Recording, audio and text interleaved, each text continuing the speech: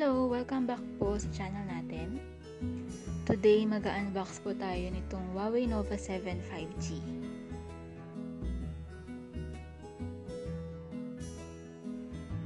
Sige, buksan na po natin.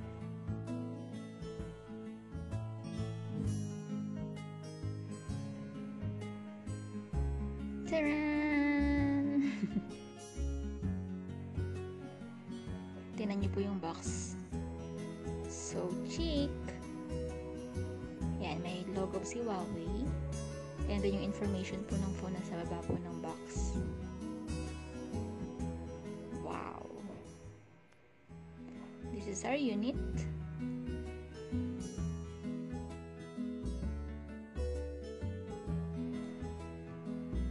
Kita niyo naman po. Ang ganda ng color niya. So, purple po yung color na kinuha po namin.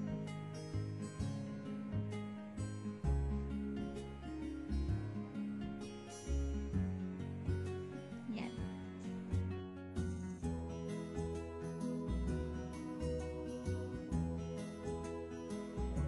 Yes. Ganda.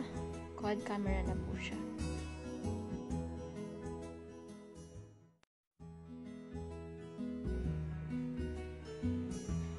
So, tingnan na po natin yung nasa loob ng box. Ito po yung resibo. Tapos, yan yung pandot-dot sa SIM card. And then, we have the jelly case. Lagay na natin. Tapos, meron po siyang, ito po yung cord for the charger. So, hindi ko sure kung bakit sinaksak ko pa talaga siya. Mabigat po yung charger niya.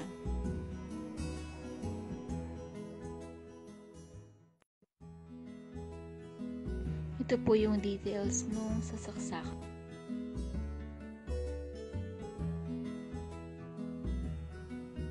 So, si Huawei Nova 7 5G, wala po siyang jack. Pero, kapag binili mo na siya, meron siyang kasamang connector para magamit mo pa rin yung earphones na free. Hindi mo na kailangan bumili pa ng connector.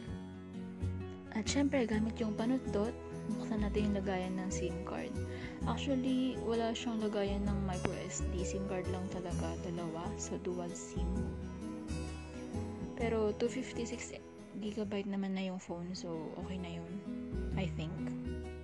So, ayun po, as indicated sa title ng video na to, ito yung so far na ayaw ko or hindi ko nagustuhan sa new phone ng Huawei. Sobrang hirap po niyang i-identify yung fingerprint ko. Pero sa mga nababahala po sa atin dyan na hindi makapag-download ng mga apps, I think it's okay kasi nakapag-download naman ako ng Instagram, Facebook, tsaka yung mga important apps like Snapseed.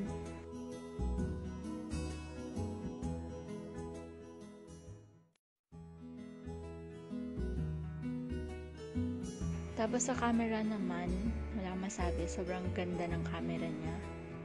So, marami kayong pwedeng options. I-click nyo lang yung more. Tapos, marami na kayong pamimili ang mga camera options. So, if you like to see, so these are just some of the videos and pictures na kinuhaan ko recently using the Huawei Nova 7 5G. Ito po muna for now. I will upload another video about this phone after 1 month of using it. Thank you for watching this video. Always take care and God bless. See you po on my next video. Bye-bye!